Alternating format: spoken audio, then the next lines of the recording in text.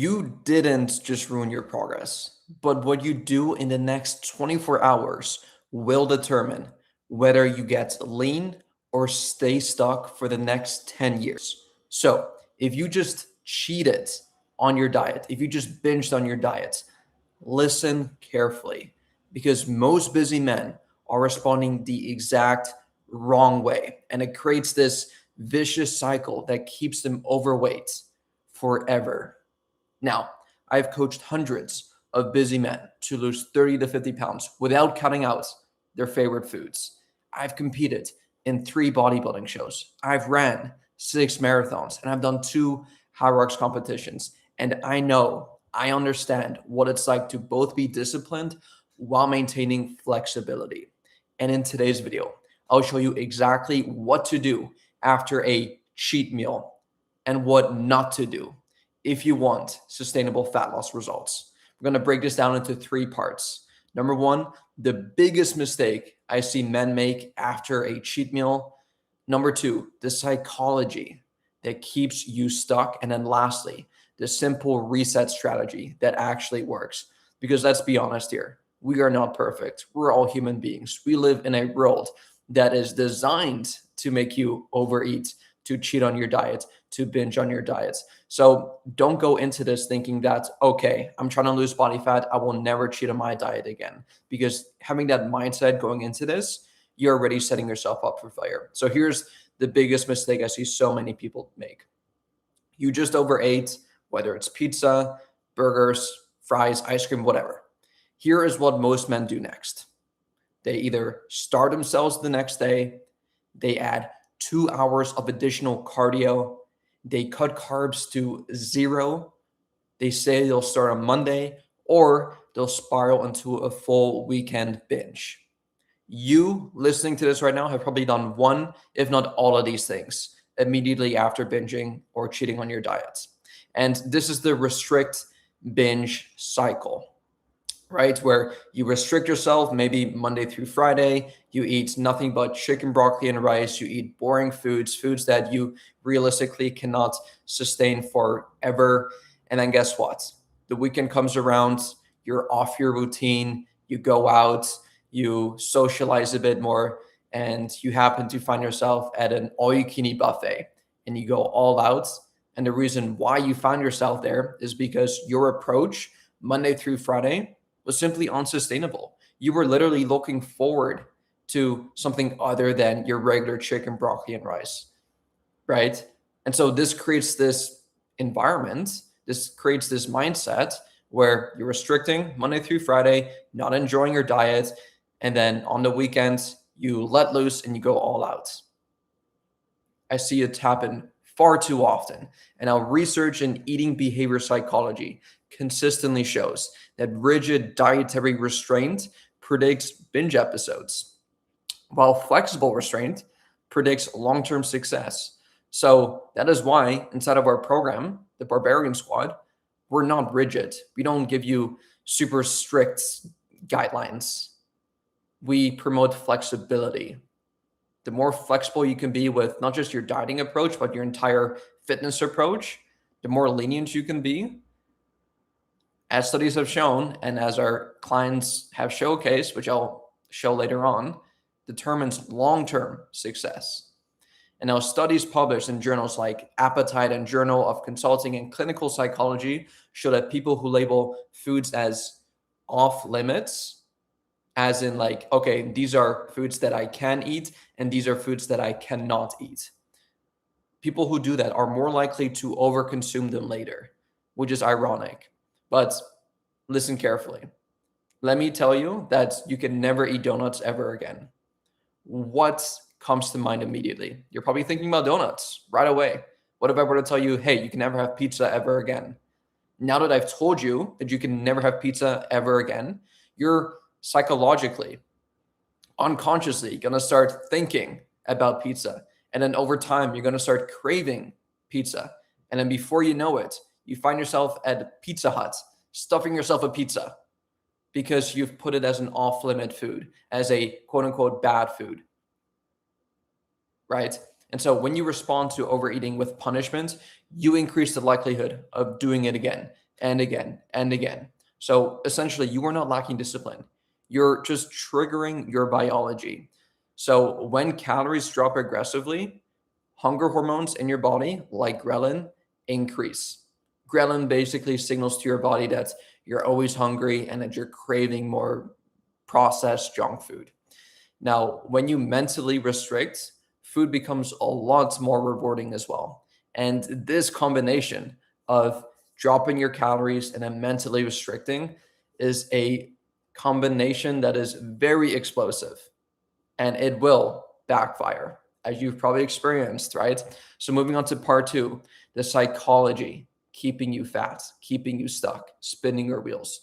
The real issue here isn't necessarily the cheat meal that you just had, it's the all in perfectionist mindset, which a lot of high achieving, busy men especially struggle with. And it is definitely a double edged sword because in one way, this mindset got you to where you are now in terms of career rise, maybe financially, right? Where you just go all in on your business, you go all in on this project, and you reap the rewards of that, right? You get rewarded for that. You maybe get a promotion, you get a pay raise, you just succeed in that business wise. But then when we take this exact mindset of this perfectionist mindset, it has to be perfect, we have to go all in to your diet and nutrition, it tends to backfire.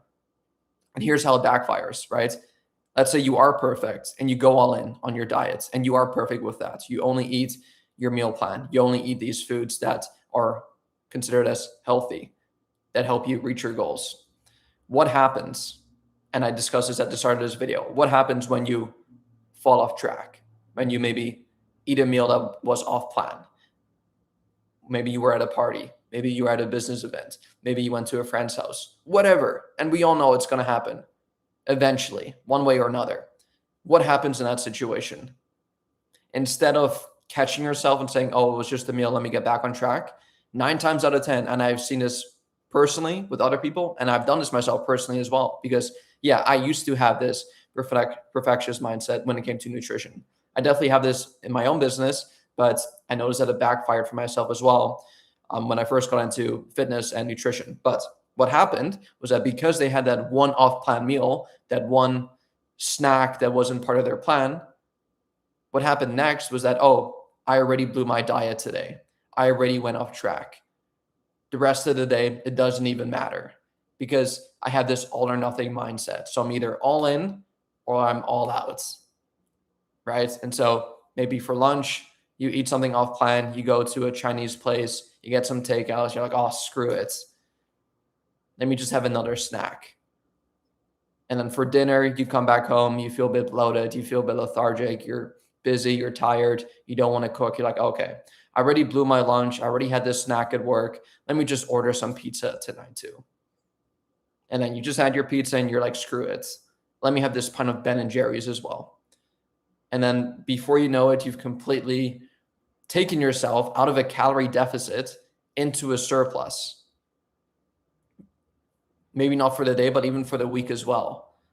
Just by making this one small little quote unquote mistake, which wasn't really a mistake, but because of this one simple action you took of eating a meal that was off plan, it led you to have consecutive off plan meals, consecutive cheat meals, consecutive high calorie foods. And then you wake up the next morning, you're like, oh, damn, I'm 2 pounds up, 3 pounds up, 4 pounds up. I feel bloated. I feel lethargic. I don't feel as energized. Let me rush out the house really quick. Let me stop at Starbucks. Let me grab a milkshake. You convince yourself it's a coffee frappuccino, but it's actually a milkshake. And then you'll grab a muffin. And this is exactly what keeps so many busy men stuck. This all or nothing mindset, this perfectionist mindset. So once again, you think to yourself, if I am not perfect, I failed. So one off-plan meal becomes, well, I already messed up. Might as well go all in. This thinking, this mindset is what keeps you 30 pounds overweight. Now, I had a client, Mark, corporate executive, 3 kids. Every Friday was almost like a repeatable thing. He would cheat and then feel guilty and then slash his calories on Sunday. He'd splurge on a Friday, restrict on a Saturday, and then binge again on Sunday. He wasn't overweight because of the pizza that he ate. He was overweight because of the emotional swing between restriction and overcorrection. Now, once we removed the label of cheat meal and built a plan around planned flexibility, where he could still eat his favorite foods in moderation. Yes, it may be smaller portion sizes, but he was still able to eat them a couple times a week. Guess what happened? He dropped 42 pounds in 8 months without cutting out anything, having things in moderation. No punishments, no starvation days, just consistency, right? And this leads me on to part number 3. Stop calling it a cheat. Let's address this, right? The word cheat implies wrongdoing, right? Whenever we say this is wrong, this is bad, this is off limits, this is cheating, right? Like it implies wrongdoing. You didn't cheat on your spouse, you just ate food. Like that is it. You didn't break the rules, you didn't break the law, you're not going to get arrested. You just ate food. Now, when you label food as either good or as bad, you create morality around eating. And guess what that leads to? Rewarding yourself with food, punishing yourself with cardio, and then feeling shame after a normal human behavior of you consuming food. Now, research in cognitive behavioral nutrition shows that dichotomous thinking, all or nothing, is strongly associated with weight regain. If you see food as neutral, right? Food is just food as fuel that exists on a calorie spectrum, you remove the emotional charge, right? Pizza isn't evil. It's just very calorie dense and it may make you overeat, which is why it's a good idea to not have it all the time unless you want to be overweight. Whereas broccoli, it isn't virtuous. It's just a low calorie dense food. So if you're a big foodie like myself and you love eating a lot of food, it's probably a better idea to pick foods that are lower in calories, higher in volume, so that you get to eat more food without racking up the calories. That is it, right? That is it. So what to do after a cheat meal? You're likely watching this because you cheated on your diet yesterday, 20 minutes ago. What should you do? Do not panic. Here's the correct response. Do nothing extreme. Your mind, your brain goes into fight or flight mode. You're like, okay, I just cheated on my diet.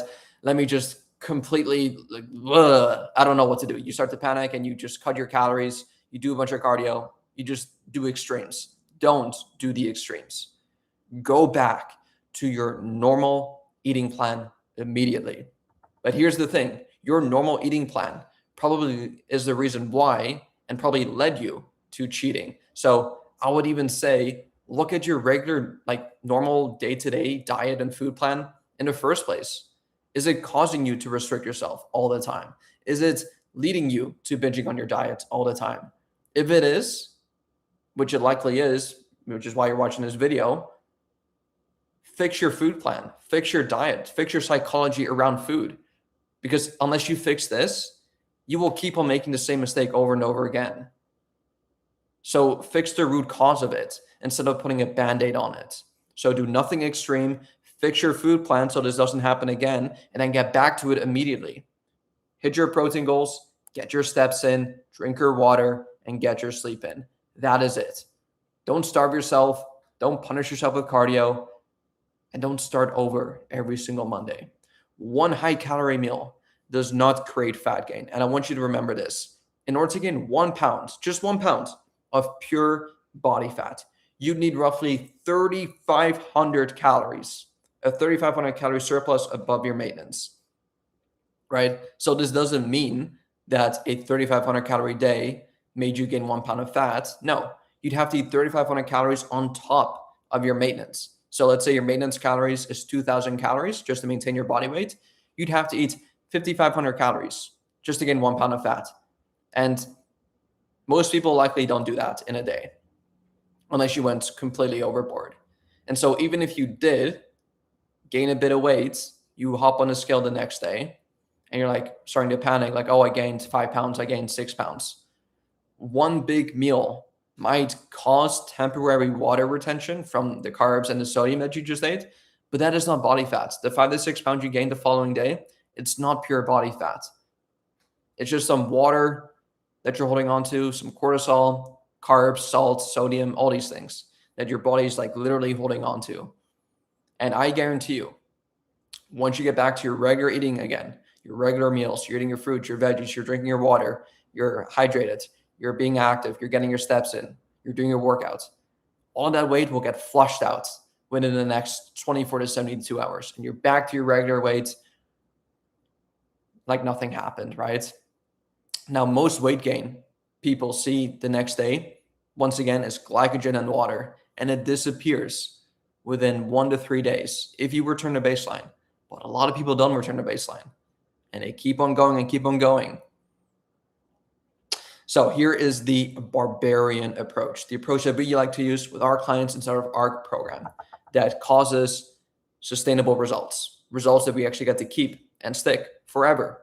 So we do not use cheat meals. We use controlled flexibility.